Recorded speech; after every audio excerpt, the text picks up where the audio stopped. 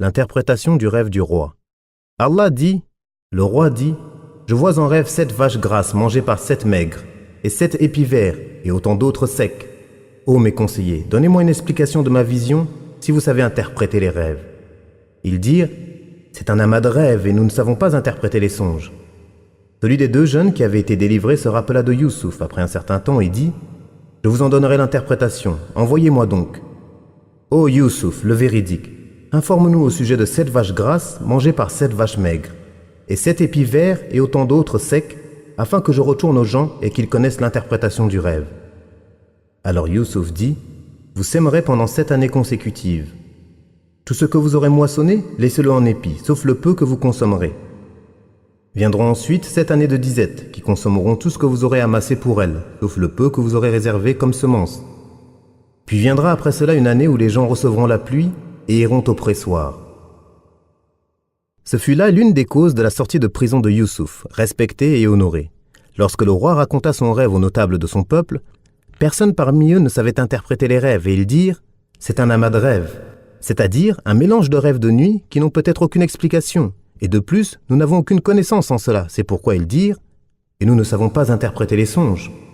À cet instant, celui des 2 jeunes qui fut sauvé et auquel Youssouf demanda d'intervenir auprès de son maître, mais qui avait oublié jusque-là, se souvint de Youssouf. C'est là le décret d'Allah, et il est sage en cela. Lorsqu'il constata l'incapacité des gens à interpréter le rêve de son maître, il se rappela de Youssouf et ce qu'il lui avait demandé. C'est pour cela qu'Allah dit « Celui des 2 jeunes qui avaient été délivrés se rappela de Youssouf après un certain temps. » Le jeune dit à son peuple et au roi « Je vous en donnerai l'interprétation. Envoyez-moi donc, c'est-à-dire chez Youssouf. » Et il lui dit « Ô Youssouf, le véridique, informe-nous au sujet de 7 vaches grasses mangées par 7 vaches maigres, et 7 épis verts et autant d'autres, secs, afin que je retourne aux gens et qu'ils connaissent l'interprétation du rêve. » Pour les gens du livre, lorsque le serveur parla de Youssouf au roi, celui-ci le fit venir et lui raconta son rêve. Ceci est une erreur, et ce qui est juste est ce qu'Allah a mentionné dans son livre le Coran, et non ce qu'ont dit ces ignorants comme mensonge et absurdité. Youssouf donna alors ce qu'il avait comme science en ce domaine, sans tarder, sans condition et sans demander à être libéré rapidement. Il répondit simplement à leurs questions et leur interpréta le rêve du roi, qui annonçait la venue de 7 années d'abondance, suivie de 7 autres de disette. Puis viendra après cela une année où les gens recevront la pluie, c'est-à-dire qu'ils auront la pluie, l'abondance et la prospérité, et ils iront au pressoir, c'est-à-dire qu'ils presseront, comme par le passé, leurs raisins, leurs olives, leurs grains de sésame et autres. Il interpréta le rêve, leur indiqua le bien et leur montra ce qu'ils devaient faire en cas d'abondance et de disette. Stocker les grains récoltés, sauf ce qu'ils consommeront, et les laisser dans leurs épis durant la période d'abondance de cette année. Puis, pendant la période de sécheresse, garder un peu de semences pour pouvoir planter par la suite. Car on pense généralement qu'on ne peut remettre le grain dans le champ. Ces conseils sont une preuve évidente de la perfection de ses connaissances, de son intelligence et de la perspicacité de son jugement. Révélation de l'innocence de Youssouf. Allah dit, le roi dit, amenez-le-moi. Puis lorsque l'émissaire arriva auprès de lui, Youssouf dit, retourne auprès de ton maître et demande-lui, quelle était la raison qui poussa les femmes à se couper les mains? Mon Seigneur connaît bien leur ruse. Alors le roi leur dit, qu'est-ce qui vous a poussé à essayer de séduire Youssouf? Elles dirent, à Allah ne plaise, nous ne connaissons rien de mal contre lui. Et la femme d'Al-Aziz dit, la vérité s'est maintenant manifestée. C'est moi qui ai voulu le séduire, et il est certes du nombre des véridiques. Ceci afin qu'il sache que je ne l'ai pas trahi en son absence, et qu'en vérité, Allah ne guide pas les traîtres dans leur ruse. Malgré tout, je ne m'innocente pas, car l'âme incite fortement au mal, sauf celui que mon Seigneur a préservé. Mon Seigneur est certes pardonneur et miséricordieux. Lorsque le roi prit connaissance de la science de Youssouf, et de la justesse de son raisonnement, de son jugement, et de sa compréhension, il ordonna qu'on le lui amène afin d'en faire un de ses proches conseillers. Mais quand l'émissaire du roi vint le chercher, Youssouf préféra ne pas sortir de prison avant qu'on ne reconnaisse qu'il fut injustement emprisonné et qu'il était innocent de ce dont on l'avait faussement accusé. Retourne auprès de ton maître, c'est-à-dire le roi, et demande-lui quelle était la raison qui poussa les femmes à se couper les mains. Mon Seigneur connaît bien leur ruse. Cela signifie, mon maître Al-Aziz sait que je suis innocent de ce dont on m'accuse. Demande donc au roi d'interroger les femmes sur la manière dont j'ai refusé avec force de succomber à ce qui n'était ni raisonnable ni sain. Lorsqu'on les interrogea, elles avouèrent et reconnurent son comportement louable. À Allah ne plaise, nous ne connaissons rien de mal contre lui.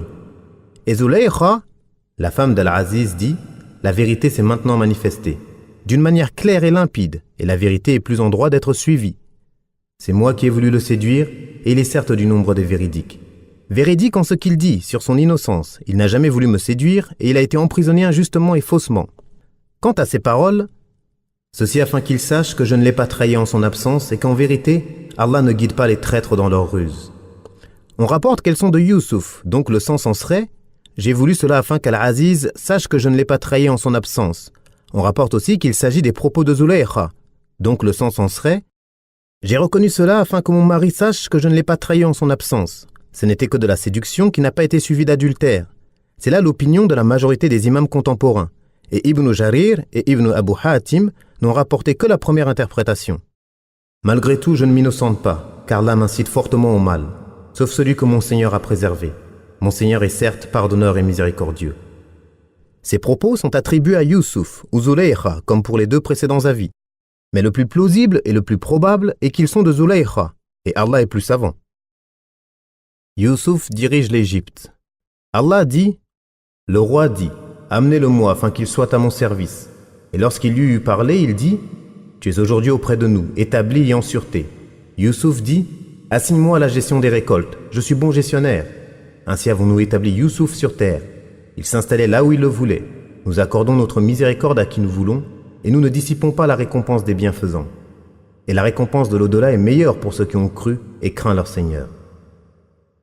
Lorsque le roi fut convaincu de l'innocence de Youssouf et de son intégrité, il dit « Amenez-le-moi afin qu'il soit à mon service. » C'est-à-dire que je vais faire de lui un de mes plus proches conseillers, un puissant de mon royaume et un noble de ma cour. Après l'avoir reçu et discuté avec lui, il lui dit « Tu es aujourd'hui auprès de nous, établi et en sûreté. » Youssouf lui dit « Assigne-moi à la gestion des récoltes, je suis bon gestionnaire. » Il lui demanda de le nommer responsable des dépôts du royaume, afin qu'il puisse gérer au mieux la période qui allait succéder aux 7 années d'abondance de la manière qui plaît à Allah et qui consiste à prendre en charge l'intérêt des gens et la bonne gestion de leurs affaires. Il informa aussi le roi qu'il était un bon gestionnaire et un fidèle gardien de ses intérêts, de même qu'un connaisseur et un spécialiste en gestion. C'est là une preuve qu'il est permis de solliciter une responsabilité lorsqu'on se sait intègre et compétent. Allah dit « Ainsi avons-nous établi Youssouf sur terre. Il s'installait là où il le voulait. » Après la prison, la difficulté et l'isolement, il était désormais libre de se déplacer dans toute l'Égypte. Il s'installait là où il le voulait. Où qu'il aille, il était honoré et estimé. Nous accordons notre miséricorde à qui nous voulons, et nous ne dissipons pas la récompense des bienfaisants. C'est-à-dire que tout cela n'est que la rétribution et la récompense qu'Allah accorde aux croyants, en plus de ce qu'il lui réserve dans l'au-delà comme bien abondant et belle récompense. C'est pour cela qu'Allah dit « Et la récompense de l'au-delà est meilleure pour ceux qui ont cru et craint leur Seigneur. » Un poète a dit « Après l'étroitesse de la peur vient la largesse de la sécurité. Et la première chose consolée est la tristesse. Ne désespère donc pas, car Allah a accordé à Youssouf ses trésors après qu'il soit sorti de prison. » La venue des frères de Youssouf. Allah dit « Les frères de Youssouf vinrent et entrèrent auprès de lui. Il les reconnut, mais eux ne le reconnurent pas. Et quand il leur eut fourni leurs provisions, il dit « Amenez-moi votre demi-frère paternel. Ne voyez-vous pas que je pèse de la meilleure des manières et que je suis le meilleur des hôtes? Et si vous ne me l'amenez pas, alors il n'y aura plus de provisions pour vous chez moi et vous ne m'approcherez plus. » Ils dirent « Nous essayerons de persuader son père, certes, nous le ferons. » Et il dit à ses serviteurs « Remettez leurs marchandises dans leurs sacs. Peut-être les reconnaîtront-ils quand ils seront de retour dans leur famille et qu'ils reviendront alors. » Allah mentionne la venue des frères de Youssouf en Égypte pour chercher de la nourriture après la famine qui toucha tous les peuples. À cette époque, Youssouf était en charge aussi bien des affaires religieuses que mondaines d'Égypte. Lorsque ses frères entrèrent chez lui, il les reconnut, mais pas eux, car ils n'auraient jamais pu s'imaginer que leur frère Youssouf ait pu atteindre une telle position et une telle éminence. C'est pourquoi il les reconnut, mais eux non. Allah dit « Et quand il leur eut fourni leurs provisions, c'est-à-dire qu'il leur donna leurs provisions, comme il était de coutume chez eux, de donner à chacun l'équivalent de ce que porte une chamelle, sans rien ajouter à cela. Amenez-moi votre demi-frère paternel. » Il les avait interrogés sur leur situation et sur leur nombre, et lui répondirent qu'ils étaient 12 hommes. L'un d'eux était parti, et son frère utérin était resté avec leur père. Il leur dit « Si vous revenez l'an prochain, amenez-le. Ne voyez-vous pas que je pèse de la meilleure des manières et que je suis le meilleur des hôtes? C'est-à-dire, j'ai fait preuve d'hospitalité envers vous. » Il voulait ainsi les encourager à ramener avec eux leur frère, puis il les menaça au cas où ils ne le ramèneraient pas. « Et si vous ne me l'amenez pas, alors il n'y aura plus de provisions pour vous chez moi et vous ne m'approcherez plus. » Je ne vous donnerai plus de provisions et ne vous laisserai plus du tout m'approcher, à l'inverse de ce qu'il venait de dire, tout ceci afin de les encourager. Ils dirent, nous essayerons de persuader son père. Autrement dit, nous ferons tout ce qui est en notre pouvoir pour qu'il vienne avec nous et qu'il vienne te voir. Certes, nous le ferons, c'est-à-dire, nous sommes capables de le faire. Il ordonna ensuite à ses serviteurs de remettre les marchandises qu'ils étaient venus troquer contre des denrées alimentaires dans leurs bagages, sans qu'ils ne s'en aperçoivent. Peut-être les reconnaîtront-ils quand ils seront de retour dans leur famille et qu'ils reviendront alors. On dit qu'il voulait qu'ils les rapportent de retour dans leur pays. On rapporte aussi qu'il craignait qu'il n'ait pas de quoi revenir une deuxième fois. On dit également qu'il s'est reproché de prendre d'eux des marchandises en contrepartie des provisions qu'ils étaient venus chercher.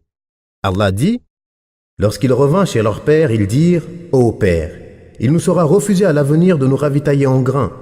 Envoie donc avec nous notre frère, afin que nous obtenions des provisions. Nous le surveillerons bien. Il dit, vais-je vous le confier comme auparavant je vous ai confié son frère? Mais Allah est le meilleur gardien, et il est le plus miséricordieux des miséricordieux. Et lorsqu'ils ouvrirent leurs bagages, ils trouvèrent qu'on leur avait rendu leurs marchandises. Ils dirent, ô père, que désirons-nous de plus? Nos marchandises nous ont été rendues.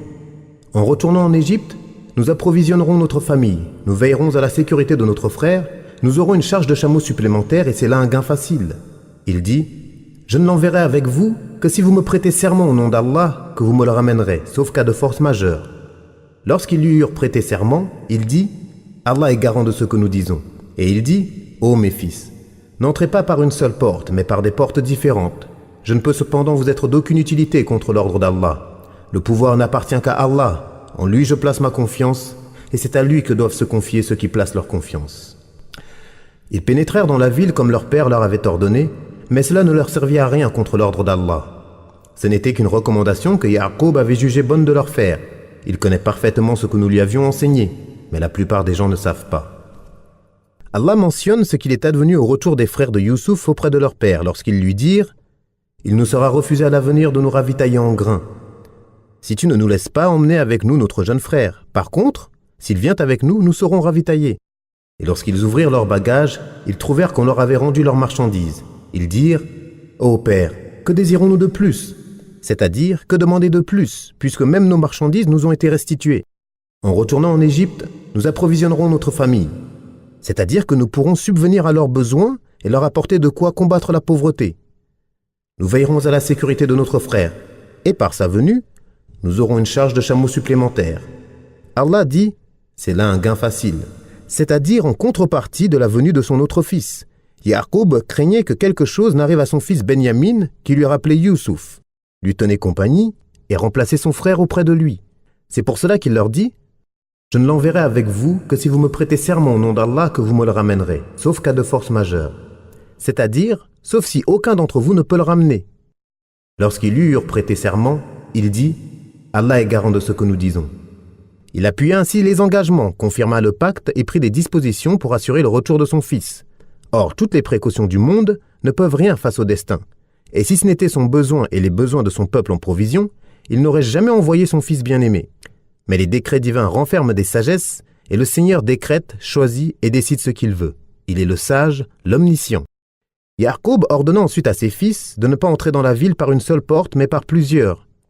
On rapporte qu'il voulait leur éviter d'être victimes du mauvais œil, car ils étaient beaux. On rapporte aussi qu'il voulait qu'ils se dispersent afin d'obtenir des informations ou une trace de Youssouf. Le premier avis est plus évident, et c'est pourquoi il dit « Je ne peux cependant vous être d'aucune utilité contre l'ordre d'Allah. » Allah dit « Ils pénétrèrent dans la ville comme leur père leur avait ordonné, mais cela ne leur servit à rien contre l'ordre d'Allah. Ce n'était qu'une recommandation que Ya'qub avait jugé bonne de leur faire. Il connaît parfaitement ce que nous lui avions enseigné, mais la plupart des gens ne savent pas. » Youssouf et ses frères. Allah dit « Et quand ils furent entrés auprès de Youssouf, celui-ci retint son frère auprès de lui en disant « Je suis ton frère, ne te chagrine pas pour ce qu'il faisait. » Lorsqu'il leur eut fourni leurs provisions, il mit la coupe dans le sac de son frère, et alors qu'il s'apprêtait à partir, un homme cria « Caravaniers, vous êtes des voleurs !» Ils se retournèrent en disant « Que recherchez-vous » Ils répondirent « Nous cherchons la coupe du roi. Celui qui la portera aura en récompense la charge d'un chameau, et j'en suis garant. » Ils dirent « Par Allah, vous savez que nous ne sommes pas venus pour semer la corruption dans le pays et que nous ne sommes pas des voleurs. Quelle sera la peine du coupable si vous mentez ?» Ils dirent « la peine infligée à celui sur qui elle sera retrouvée est qu'il doit se livrer comme esclave à la victime du vol. C'est ainsi que nous punissons les malfaiteurs. Youssouf commença par les sacs des autres avant celui de son frère, puis il la fit sortir du sac de son frère. Nous suggérâmes ainsi cette ruse à Youssouf, car il ne pouvait pas se saisir de son frère selon la justice du roi, si ce n'est par la volonté d'Allah. Nous élevons au degré qui nous voulons, et au-dessus de tout homme de science, il y a plus savant. Ses frères dirent « S'il a commis un vol, c'est qu'un de ses frères a volé auparavant. » Youssouf ne leur dévoila pas ce qu'il pensait et se dit « Vous êtes bien pire encore, et Allah est plus savant du sens de vos propos. » Ils dirent « Ô gouverneur, il a un père très vieux, prends l'un de nous à sa place, nous voyons que tu es du nombre des bienfaisants. » Il dit « À Allah ne plaise de prendre un autre que celui chez qui nous avons trouvé notre bien. Nous serions alors vraiment injustes. » Allah mentionne ce qui se passa lorsqu'ils arrivèrent avec Benyamin chez son frère utérin Youssouf, qui lui accorda l'hospitalité, l'informa en secret qu'il était son frère, lui ordonna de garder cela secret et le consola des mauvais traitements qu'il lui avait infligés. Ensuite, il rusa pour le garder auprès de lui sans œufs. Il demanda à ses serviteurs de mettre sa grande coupe, dans laquelle il buvait et pesait la nourriture pour les gens, dans le sac de Benyamin. Puis il les accusa d'avoir volé la coupe du roi, et promit la récompense d'une charge de nourriture à qui la rapporterait. Ils protestèrent contre cette accusation portée contre eux, et condamnèrent ce qu'il leur dit. « Par Allah, vous savez que nous ne sommes pas venus pour semer la corruption dans le pays et que nous ne sommes pas des voleurs. Quelle sera la peine du coupable si vous montez ?» Ils dirent « La peine infligée à celui sur qui elle sera retrouvée est qu'il doit se livrer comme esclave à la victime du vol. C'est ainsi que nous punissons les malfaiteurs. » Selon leur loi, le voleur était livré comme esclave à sa victime. C'est pour cela qu'ils dirent « C'est ainsi que nous punissons les malfaiteurs. » Allah dit « Youssouf commença par les sacs des autres avant celui de son frère, puis il la fit sortir du sac de son frère, afin que l'accusation soit plus grave et la ruse plus subtile. Nous suggérâmes ainsi cette ruse à Youssouf, car il ne pouvait pas se saisir de son frère selon la justice du roi. Si les frères de Youssouf n'avaient pas reconnu que dans leur loi, le voleur devait être livré comme esclave à sa victime, Youssouf n'aurait pas pu garder son frère avec lui selon la loi du roi d'Égypte. Si ce n'est par la volonté d'Allah, nous élevons au degré qui nous voulons, c'est-à-dire en science. Et au-dessus de tout homme de science, il y a plus savant. Youssouf était plus savant qu'eux, plus perspicace et plus résolu. Il agit ainsi sur ordre d'Allah, car cela entraînera de grands bienfaits par la suite, comme la venue de son père et de sa tribu, et leur installation auprès de lui. Lorsque ses frères virent qu'on sortit la coupe du roi du sac de Benyamin, ils dirent « S'il a commis un vol, c'est qu'un de ses frères a volé auparavant. » Ils parlaient ainsi de Youssouf. On rapporte qu'il vola, alors qu'il était enfant, la statue de son grand-père maternel et la cassa.